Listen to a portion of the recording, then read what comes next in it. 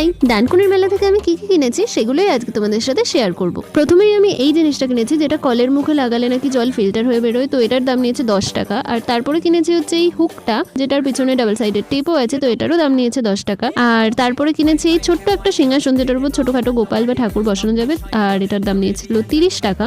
তারপরে আমি কিনে নিয়েছি আমার ফেভারিট জিনিস, যেটা হচ্ছে এই পুদিনার হজমোলাটা, যেটা আমি যেখানেই দেখতে পাই না কেন আমি কিনি। আর এটার সাথে কিনেছিলাম এই তেঁতুলের আচারটা, যেটা আমি পরে খেয়ে তোমাদের দেখাবো। আর নেক্সট কিনেছিলাম আমি এই কানেরটা, যার মধ্যে দেখো কি সুন্দর রাধাকৃষ্ণ ছবি আছে আর পালকও রয়েছে, এটার দাম নিয়েছিল মাত্র 30 টাকা। আর লাস্ট আমি কিনেছিলাম এই ওয়াইন চকলেটটা, আরো অনেক চকলেটই ছিল কিন্তু আমি এটা কিনি, আর এটার দাম নিয়েছিল 40 টাকা। আর এটা খেলে নাকি নেশা হয়, তো আমি একটু খেয়েও দেখে নিলাম। যাই হোক, সবশেষে আমি তেঁতুলের আচারটা খেয়ে দেখছিলাম যে কেরম খেতে। বেশ টক মিষ্টির একটা কম্বিনেশন ছিল, আমার বেশ ভালোই লেগেছে।